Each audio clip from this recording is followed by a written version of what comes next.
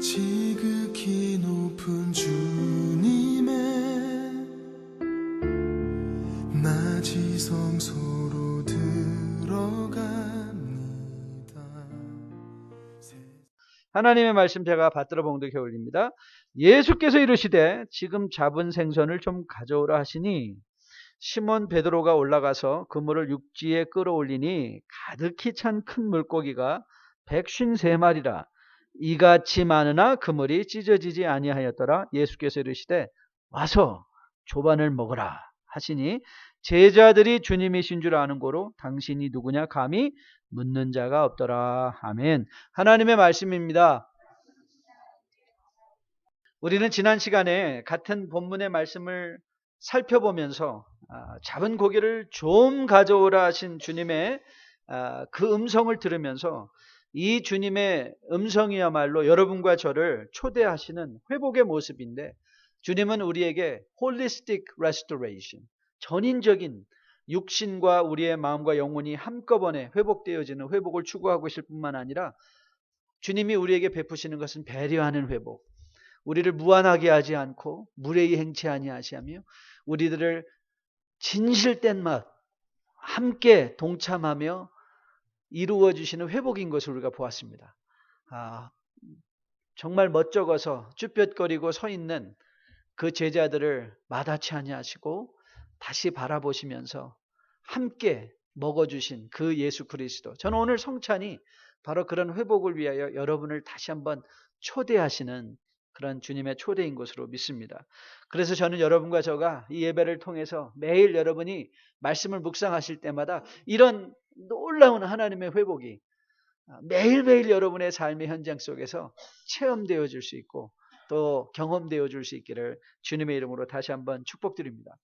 오늘은 제가 정말 다음 부분으로 넘어가려고 했는데 일주일 내내 제 마음을 떠나지 않았던 한 구절 때문에 한 주 더 머무르면서 우리가 본문을 좀 묵상하려고 합니다. 그 구절 말씀은 오늘 본문의 11절이었습니다.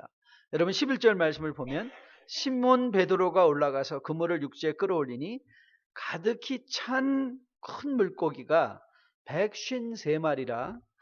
이같이 많으나 그물이 찢어지지 아니하였더라. 이 구절을 구절에서 제 마음에 계속 머물렀던 이유는 두 가지인데, 먼저는요, 이 물고기 숫자를 왜 굳이 기록했을까? 153마리. 그리고 저는 아니 그 와중에 이건 또 누가 셌나? 도대체 누가 이걸 셌나? 그래서 153. 여러분 이 153이라는 이 숫자에 엄청적 상징적 의미가 많이 있습니다. 어떤 사람은요 이렇게 이렇게 해석했어요. 153가지 이 153마리라는 것은 이 땅에 있는 모든 종족의 수가 153종족이라는 거예요. 그래서 주님께서 앞으로 복음을 전파하실 때 모든 종족, 그런데 또 어떤 사람이 세보니까 158종족이었대요. 참 많은 할 일 없는 사람들 많죠. 또 어떤 사람은 이렇게 말해요. 100은 완전한 숫자고 50은 이스라엘 12지파에 50 다른 부족이 있대요.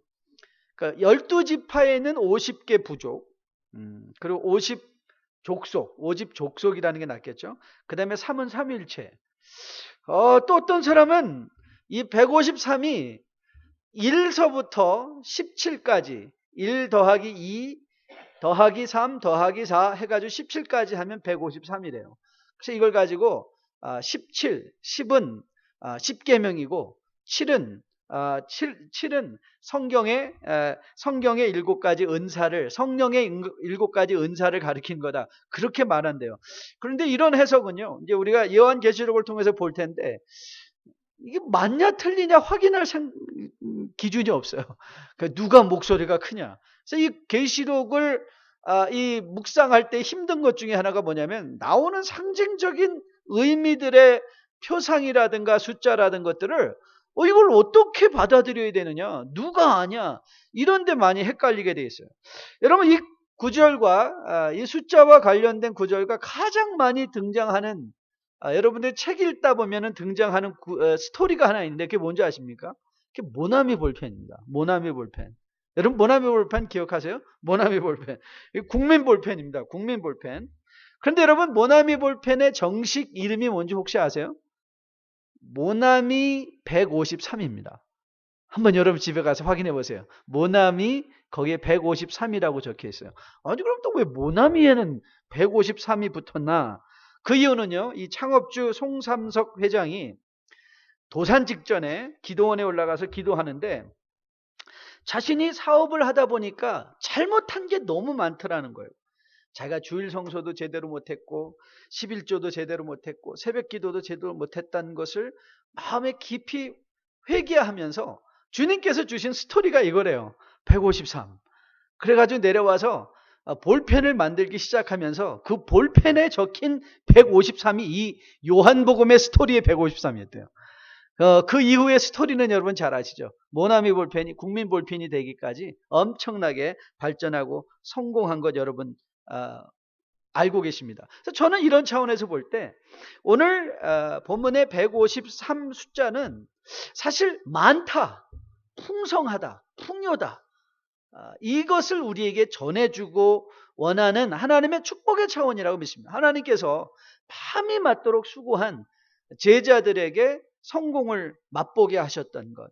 저는 이런 차원에서 또 다른 무슨 이상한 영적인 해석을 153에 부여하기보다는 여러분과 저가 많은 물고기가 잡혔는데 그것이 하나님의 축복의 상징이고 또한 그런 하나님의 축복하심을 통해서 이것이 하나님께서 우리를 향하여 가지고 계신 바로 그 의도하심이 아닌가. 그 의도하심, 축복에 대한 기대감과 의도하심을 여러분들이 마음에 기억하고 오늘 본문을 마음속에 묵상하는 여러분들 될 수 있으면 참 좋겠습니다. 사실 저의 관심은 153이라는 숫자보다는 바로 이것이었습니다. 요한은 왜 굳이 그물이 찢어지지 않았다는 사실을 표기하고 있을까? Why? Why did he say that this net did not break? 네트가 브레이크되지 않았다는 것을 왜 이렇게 요한은 굳이 그가 복음서를 기록하며 여기에 적고 있을까? 사실 그 이유는요. 저는 누가복음 5장의 사건이 있었기 때문이라고 믿습니다. 그래서 여러분 누가복음 5장을 한번 펴보시겠습니까? 이 성경 말씀을 여러분 좀 확인할 필요가 있는데 오늘 이 본문을 정확하게 이해하는 데 있어서 누가복음 5장이 갖고 있는 귀한, 왜냐하면 오늘 일어나고 있는 이 디베라 바닷가에 디베라 호수에서 일어나고 있는 이 고기 잡는 장면은 3년 전에 일어났던 일과 거의 유사한 성격의 사건이기 때문에 그렇습니다. 자, 누가복음을 다 찾으셨으면 우리 누가복음 1장 말씀부터 1절부터 우리 스스로 확인하는 차원에서 자 1절부터 11절까지 같이 한번 읽어보도록 하겠습니다. 누가복음 5장 1절부터 같이 한번 읽습니다. 시작. 무리가 몰려와서 하나님의 말씀을 들을새 예수는 게네사렛 호숫가에 서서 자 다시 넘어가기 전에 여러분들의 그 주의를 환기시키기 위해서요. 디베랴, 게네사렛 그리고 갈릴리는 다 같은 바다입니다. 같은 바다를 어느 쪽에서 보는가에 따라서 그 이름이 달라질 수가 있어서 그래서 여러분이 이거는 다른 호수가 아니라 지금 바로 제자들이 요한복음 21장에 서 있는 그 자리인 것을 여러분이 기억하시고 계속해서 스토리를 읽어가셔야 됩니다. 자, 2절부터 읽습니다. 호숫가에 배 두 척이 있는 것을 보시니 어부들은 배에서 나와서 그물을 씻는지라 예수께서 한 배에 오르시니 그 배는 시몬의 배라 육지에서 조금 떼기를 청하시고 앉으사 배에서 무리를 가르치시더니 말씀을 마치시고 시몬에게 이르시되 깊은 데로 가서 그물을 내려 고기를 잡으라. 시몬이 대답하여 이르되 선생님 우리들이 밤새도록 수고하였으나 잡은 것이 없지만은 말씀에 의지하여 내가 그물을 내리이다 하고 그렇게 하니 고기 잡은 것이 심히 많아 그물이 찢어지는지라. 이에 다른 배에 있는 동무들에게 손짓하여 와서 도와달라 하니 그들이 와서 두 배의 채움에 잠기게 되었더라. 시몬 베드로가 이를 보고 예수의 무릎 아래 엎드려 이르되 주여 나를 떠나소서 나는 죄인이로소이다 하니 이는 자기 및 자기와 함께 있는 모든 사람이 고기 잡은 것으로 말미암아 놀라고 세베대의 아들로서 시몬의 동업자인 야고보와 요한도 놀랐습니다. 예수께서 시몬에게 이르시되 무서워하지 말라. 이제 후로는 내가 사람을 취하리라 하시니 그들이 배에서 배들을 육지에 대고 모든 것을 버려두고 예수를 따르니라. 자, 누가복음의 기록을 보면 누가는 이 첫 번째 사건에서 굳이 거기에 다른 제자들이 분명히 있었는데 요한과 야고보가 큰 인상을 받았다는 것을 기록하고 있어요. 왜냐하면 요한과 야고보의 이름을 언급하고 있거든요. 세베대 아들로서 시몬의 동업자인 야고보와 요한도 놀랐다 이렇게 적고 있어요. 그러니까 이 사건은 요한의 뇌리 속에 깊이 각인되어져 있던 사건인 것을 보게 됩니다. 이런 마음에 인상을 끼쳤던 사건이 동일하게 디베랴 바닷가에서 디베랴 호숫가에서 재현되자 요한은 즉시 알아봤죠. The Lord, 주님이시다. 즉시 알아봤어요. 바로 이 사건과 연결된, 즉 다시 말하면 말씀이 그 가운데서 우리가 누가복음 5장의 말씀으로 기억한다면 누가복음 5장의 말씀이 요한에게 그때 즉시 떠올라서 지금 일어나고 있는 모든 일의 주인공이 예수 그리스도라는 사실을 즉시 알아봤던 것을 보게 됩니다. 그래서 그가 고백했습니다. 주님이시다. 이건 사람들에게 말한 것이기도 하지만 자기 심령에 스스로 고백한 고백의 내용이라고 해도 절대 과언이 아니죠. 그러자 그 고백을 들었던 베드로는 겉옷을 둘러입고 이건 빨리 가기 위함이 아니라 바로 베드로가 가지고 있던 마음의 상태, 행위의 고백이라고 여러분에게 말씀드렸습니다. 다시는 주님 앞에 버든 몸으로 부끄럽게 서지 아니겠노라 하는 이 베드로의 행위적 고백으로 그가 겉옷을 입고 물 위에 뛰어들어 그가 주님을 만나러 해변으로 헤엄쳐가고 있었던 장면들을 보게 됩니다. 자, 해변에 도착한 제자들은 배려와 동참의 회복을 위하여 잡은 물고기를 좀 가져오라 하시며 같이 먹었는데 바로 그 장면에서 고기를 가져오라 하실 때 제자들이 특별히 요한이 그 그물을 보았더니 이전과는 달리 찢어지지 않은 그물이었다는 사실을 그가 보고 적고 있는 것입니다. 자, 그러면 누가복음 5장의 사건과 비교해 가면서 오늘 요한복음 21장에서 주님은 찢어지지 않은 그물을 통해서 뭘 말하고 싶으셨을까? 저는 이것을 적용적인 차원에서 여러분과 여러분의 삶, 우리가 부르심을 받고 있는 성도의 삶을 다시 한번 깊이 묵상하는 가운데 구체적으로 오는 주간에 적용할 수 있는 하나님의 은혜의 말씀으로 여러분과 저의 심령에 다시 한번 깊은 인상을 끼칠 수 있는 복된 말씀 될 수 있기를 주님의 이름으로 축복드립니다. 저는 말씀을 묵상하는 중에 주님께서 잡은 고기를 좀 가져오라 라고 하셨던 것은 물론 그 제자들의 잡은 것으로 함께 동참하게 하려는 회복의 의미도 있었지만 또 하나 중요한 것은 주님께서는 제자들에게 찢어지지 않은 그물을 확인시켜주고 싶었기 때문이라고 믿습니다. 그물을 확인시켜주고 싶었던 것이죠. 그러면 왜 주님은 굳이 이 그물이 찢어지지 않았다는 것을 왜 확인시켜주고 싶었을까? 자, 우리가 함께 읽었던 누가복음 5장 8절의 말씀을 다시 한번 눈여겨 보십시오. 시몬 베드로가 이를 보고 예수의 무릎 아래 엎드려 주여 나를 떠나로서 나는 죄인으로소이다. 자, 비슷한 장면이죠. 베드로가 겉옷을 입었던 건 이제 부끄럽지 않대. 여기서도 같은 베드로의 고백이 주어지고 있죠. 그리고 야고보와 시몬의 동업자였던 야고보와 요한도 매우 놀랐다고 적고 있고, 자, 11절입니다. 그들이 뭐라고 말했어요? 그들이 배들을 육지에 대고 모든 것을 버려두고 예수를 따랐다 이렇게 적었어요. 자, 굉장히 고무적인 사건과 같이 느껴지죠. 여러분, 그런데 여러분 이런 질문을 하셔야 돼요. 과연 제자들이 5장에서 모든 것을 버려두고 주님을 따랐던 그 따르는 선택은 과연 진정한 선택이었을까? What kind of decision was it when he decided to leave everything behind to follow Jesus? 예수님을 따르려고 했을 때 그 의미가 무엇이었을까? 저는 이 장면을 깊이 묵상해 봤어요. 밤이 새도록 수고한 후 예수님의 말씀으로 깊은 곳에 고기를 던져 그물이 찢어질 정도로 많은 고기를 잡은 이들은 자신의 죄성을 깨달았어요. 그리고 자신을 부르시고 있는 그 주님의 음성 앞에 찢어진 그물을 보고 과연 그들이 안 따를 수 있었을까? 저는 안 따를 수 없었다고 생각합니다. 이런 차원에서 보면 누가복음 5장의 이 제자들에게는 사실 그렇게 많은 선택이 있었던 건 아닌 것 같아요. 그들은 예수님을 따를 수밖에 없었어요.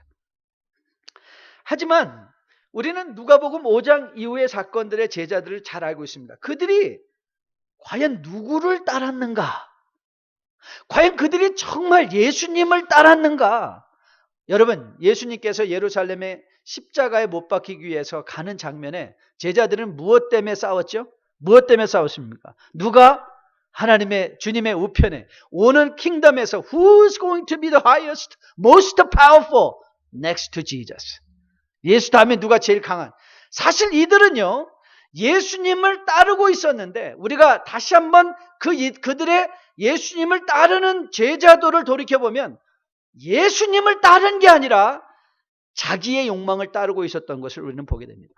자기의 욕망을 따른 거예요. 저는 교회 생활하면서 그런 거 많이 봅니다. 교회를 와서 섬긴다고 하는데 이들이 교회를 섬기는 것인지 아니면 교회를 빌미로 해서 자기의 유익을 구하고 있는지 헷갈릴 때 많이 있습니다. 여러분, 우리가 세상에서 보면 이 사람이 하나님을 믿는다고 하는데 하나님을 빌미로 해서 자기가 원하는 것, 즉 모든 신앙의 목표는 내가 원하는 것이 목표가 되어서 하나님도 필요할 때 내가 사용할 수 있는 하나의 powerful한 instrument. God becomes means to an end. When God should be the end, everything else should become means to God. 하나님 앞에 우리의 모든 인생이 하나님 앞에 가는데 쓰임받는 것이어야 되는데 성공이든지 실패든지, 그런데 우리는 하나님을 나가 원하는 것의 수단으로 전락시키는 것을 많이 본다는 것입니다. 여러분, 바로 우리는 누가복음 5장 이후의 제자들의 모습이 저는 이런 모습이었다고 저는 믿습니다. 그들은 이렇게 생각할 수도 있을 것 같아요. 에이, 그물도 찢어졌는데 가자. 그렇지 않아요? 그물은 어부들에게 있어서 자기 자신들의 아주 가장 소중한 생업의 도구죠. 배 다음으로 중요한 생업의 도구죠. 그런데 그들이 생각하는 거예요. 아유, 뭐 이것도 없어졌는데, 에이, 예수님이나 따라가자. 여러분, 그런데 요한복음에서는요, 그물이 찢어지지 않았습니다. 그물이 찢어지지 않았습니다. 저는 그물이 찢어지지 않았던 것을 통해서 예수님이 제자들에게 이렇게 말씀하시는 것 같아요. Now you have a choice. You have a choice to go back, continue fishing. 네가 돌아가서 계속해서 고기를 잡든지, or you can follow me. 주님은 아무 말도 안 하셨어요. 아무 말도 하지 않으셨는데 주님은 찢어지지 않는 그물을 가지고 제자들에게 그들의 인생 앞에 놓여진 선택을 분명하게 보여주고 계셨다고 저는 믿습니다. 예, 그들에게 선택이 있었습니다. 저는 계속해서 하나님의 말씀을 묵상하면서요, 하나님은 절대 여러분과 저를 억지로 하나님의 나라로 끌어들이시는 분이 아니라고 저는 믿습니다. 하나님께서 마치 위에서 우리를 내려다보시며 우리가 막 이 길로 가서 잘 되려고 하는데 그걸 탁 막으시고, 그래서 옆으로 돌게 하시고, 옆으로 가서 좀 누릴만 하면 거기 똥 막으시고, 마치 미로에 넣어준 쥐처럼 위에서 내려보시며 어딜 가려고 그러면 막고, 그래서 하나님의 의도하는 대로 인도하셔서 우리로 하여금 그 길을 갖게 하시는 분이 아니십니다. 그런 하나님을 믿고 계셨다면 여러분 잘못 믿고 있는 것입니다. 하나님은 그런 분 아니십니다. 저는 지난주 금요일 날 잠언 19장을 묵상하는데요, 이런 말이 등장하는 걸, 이런 지혜의 말씀이 등장하는 걸 듣고 마음에 깊은 인상을 받았습니다. 잠언 19장 3절입니다. 사람이 미련함으로 자기 길을 굽게 하고 마음으로 여호와를 원망하느니라. 사람이 미련함으로 자기 길을 굽게 했대요. 자기가 잘못 선택해서 잘못된 갈인데, 하나님이 나를 막으셨어. 하나님이 이 길도, 이 기회도 거저가시고 저것도, 알았어요 하나님, 따라가겠어요. 그러고 목사 된 사람도 많습니다. 그리고 선교사님 되신 분도 많습니다. 여러분 기억하십시오. 하나님은 그런 분 아니십니다. 우리가 하려는 것을 다 막아두고 결국 당신이 여러분 그게 여러분들은 진정한 사랑이라고 느껴지십니까? 사랑은요 100만 가지 선택이 내 앞에 있음에도 불구하고 진정한 사랑은 100만 가지 선택이 내 앞에 있는데 나는 너를 사랑한다. 이거 아니에요? 그게 진정한 사랑 아닙니까? 진정한 사랑은요 선택이 동반되지 않는 사랑은 저는 사랑이 아니라고 믿습니다. 그게 무슨 사랑이에요?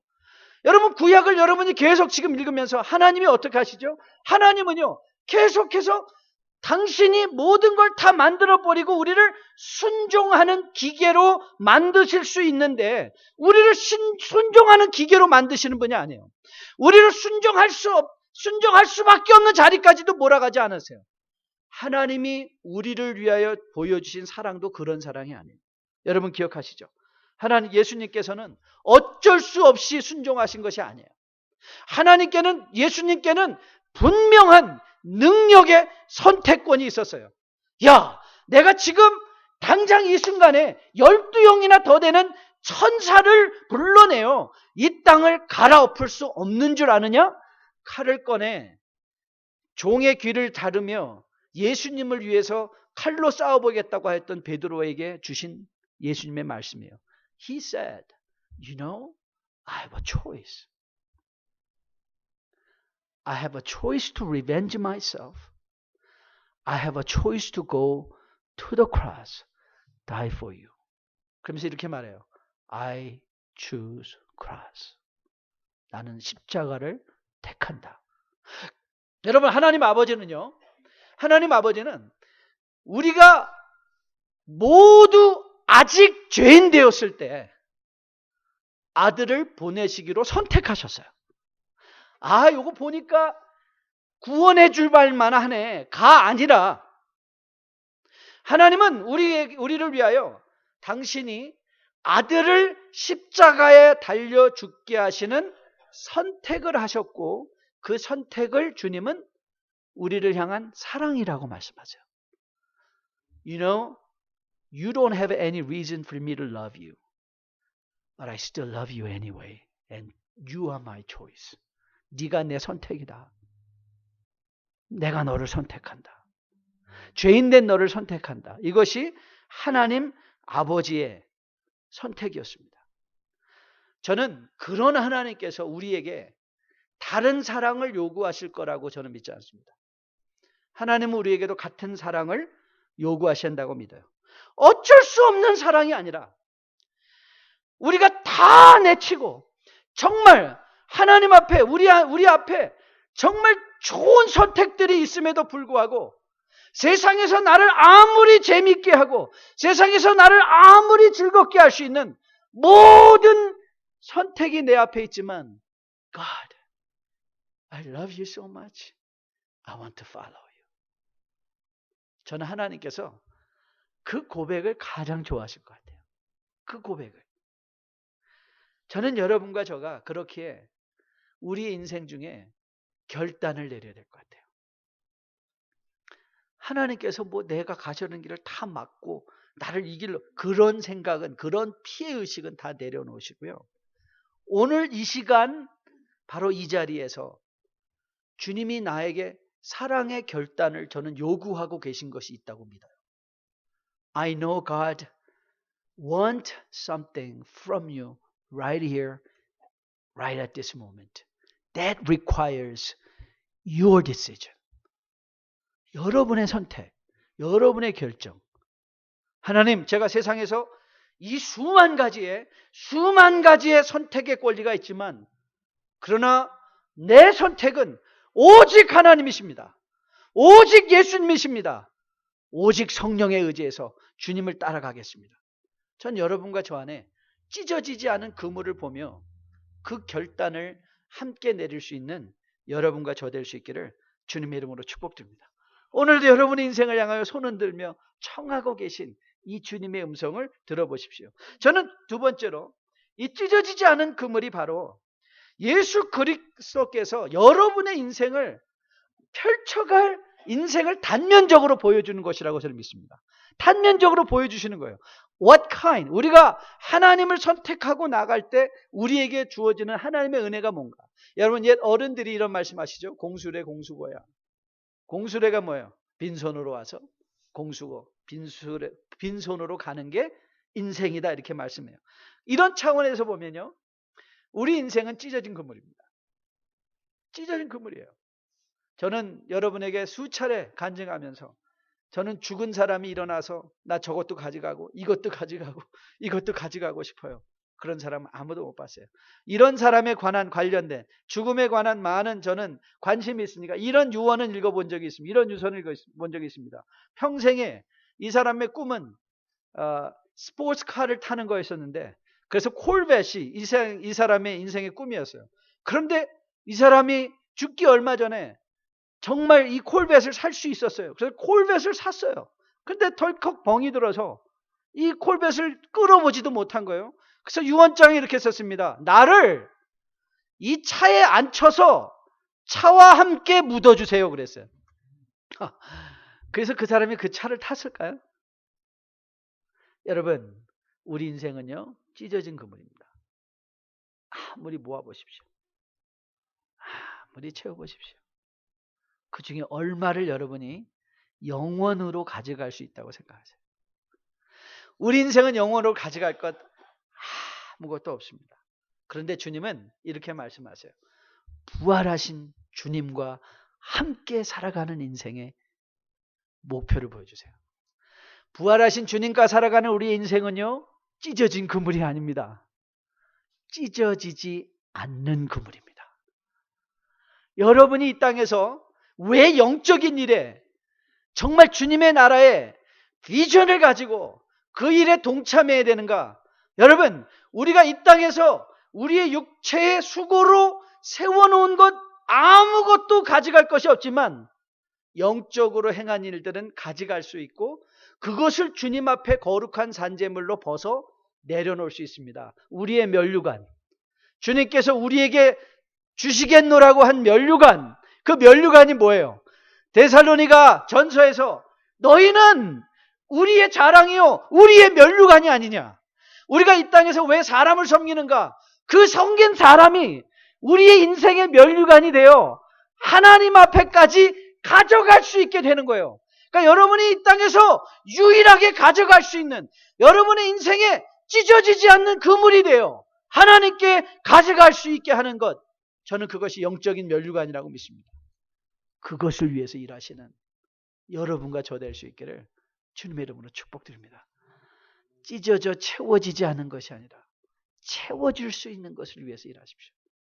영원을 향하여 가져갈 수 있는 그 영적인 것들을 여러분들이 저는 준비하실 수 있기를 주님의 이름으로 축복드립니다. 자, 다함이 없는 풍성한 축복의 영적인 나라를 부활하신 주님께서 찢어지지 않는 그물을 우리에게 보여주셨고, 그리고 찢어지지 않은 그물을 통해서 이제 우리에게 너의 인생에 선택하라. 선택하라. 주님께서 우리와 함께 나누시기 원하는 사랑은 모든 환경이 어쩔 수 없어서 하나님 사랑합니다가 아니라 모든 환경이 내 뜻대로 되고 있는데 그런데 나는 주님 사랑합니다. 이것이 두 개의 교훈이었다면 이제 마지막 교훈은요. 우리가 함께 주님과 이루어갈 그 나라는 결단코 실패하지 않는 하나님의 나라라는 거예요. 저는 그게 찢어지지 않는 그물의 상징성이라고 믿습니다. 여러분, 비즈니스를 하다 보면, 저 목사로서도 비즈니스를 하는 분들을 보면요, 제일 안타까운 게 뭐냐면 헛물 키는 분들입니다. 남들보다 너무 일찍 시작해가지고 죽도록 고생을 했는데 이제는 견디지 못하고 남한테 넘기고 딱 나갔는데 그때부터 잘 되는 거예요. 아, 그 정말 허무하지 않습니까? 그 중에 또 하나가 뭐냐면 이 끝물 타는 거예요. 남들이 다 손 털고 나가는데 뭣도 모르고 들어가자마자 끝나버리는 거. 여러분 기억하십니까? 원아워 포로. 아마 우리 가운데 해보신 분 상처가 될지도 모르겠는데 원아워 포로 그 마지막에, 여러분 지금 원아워 포로가 뭔지도 모를 거예요. 아이들은 그 카메라, 우리 필름을 넣고 카메라 촬영할 때 그 필름을 갖다 주면 1시간에 사진 인화해주는 그런 스몰 비즈니스였죠. 근데 지금 누가 필름 끼고 사진 찍는 사람 누가 있습니까? 다 디지털인데. 한번 상상해 보세요. 끝물에 그 비즈니스 인수하신 분들 꽤 계십니다. 딱 그거 1hour 4로 했더니 그 다음 달부터는 아무도 필름을 안 사요. 나가는 거죠. 끝물 타는 거죠. 우리는 가끔 이런 소리 듣죠. 아이고, 버는 사람 따로 있고 쓰는 사람 따로 있네. 죽어라 쉴 틈 없이 일을 했는데 자식들이 일하느라고 그 물질만 했는데 자식들은 영적으로 케어가 안 돼서 막 사고만 저지르고, 그래서 아이들이 다 갖다 쓰는 거예요. 돈 다 갖다 써버리고 말아요. 부모는 그래서 나중에는 결국 리타이어, 뭐가 없이 그냥 평생 일하는 사람 따로 있고 쓰는 사람 따로 있는데, 여러분 그런데요, 하나님 나라는 이와 같지 않습니다. 하나님 나라는요, 아무리 고기를 많이 잡는다 해도 하나님 나라의 그물은 절대 찢어지지 않는 그물이에요. 찢어지지 않는 그물. 저는 그것이 교회 같아요. 교회는요, 아무리 많은 사람이 와도 결단코 부서질, 교회는 찢어질 수 없는 하나님의 그물인 걸로 믿습니다. 그것이 교회예요. 교회는 성도예요. 성도는 찢어질 수 없는 그물인 거예요. 그러니까 여러분 두려워하지 마세요. 영적인 일을 하는 것에 두려워하지 마세요. 실패할 수 없는 나라, 사람을 섬기는 일에 사람에게 속았다고 도망치지 마시고요, 더 섬겨보세요. 그것이 바로 우리가 찢어지지 않는 그물을 가질 수 있습니다. 여러분, 바울이 로마서 8장에서 이렇게 선포하죠. 그런즉 이 일에 대하여 우리가 무슨 말하리요? 만일 하나님이 우리를 위하시면 누가 우리를 대적하리요? 자기 아들을 아끼지 아니하시고 우리 모든 사람을 위하여 내어주시니가 어찌 그 아들과 함께 모든 것을 주시지 않겠느냐. 봐라, 찢어지지 않는 그물을. 봐라, 찢어지지 않는 그물을. 저는 여러분이 이 찢어지지 않는 영적인 그물을 오늘 새로운 눈으로, 새로운 결단으로 바라볼 수 있게 되기를 주님의 이름으로 축복드립니다. 제가 제일 좋아하는 찬양 중에 하나가 오늘 이제 성찬을 준비하며 부를 찬양인데요. 제가 알렐루야라는 이 찬양이 알렐루야라는 이 뮤지컬에 등장했는데, 어떤 나이 드신 목사님이 나오셔서 솔로 하는 장면의 말씀이었어요. 실제로 목사님이 나와서 솔로를 하셨는데 그 뮤지컬에서는 그런데 그 중에 나오는 그 가사 하나가 저를 너무나 도전을 했어요. The more I serve him, the sweeter he gets. 더욱 섬길수록 더욱 귀한 주님. 저는 바로 이런 주님과 여러분들이 함께 동역하는 주의 종들 될 수 있기를 주님의 이름으로 축복드립니다. 괜한 피해의식을 가져 어떤 분들은 하나님이 내가 좀 잘 되려면 걷어가시고, 하나님 그런 분 아니십니다. 하나님 그런 분 아니십니다. 하나님이 우리가 뭐가 부족해서 여러분과 저와 같은 부족한 그릇들을 뭘 그렇게 해서 데려가시겠습니까? 그렇게 데려가지 않습니다. 하나님은 만 가지 선택 중에 오늘도 주님 앞에 기꺼이 하나님, You are my King, You are my Lord, My life belongs to you. I know it becomes sweeter as I serve you, more and more. 하나님을 섬길수록 더욱 귀해지는 그 예수 그리스도를 여러분의 찢어지지 않는 영적인 그물에 채울 수 있는 여러분과 저 될 수 있기를 주님의 이름으로 축복드립니다. 오 위대하신 하나님의 사랑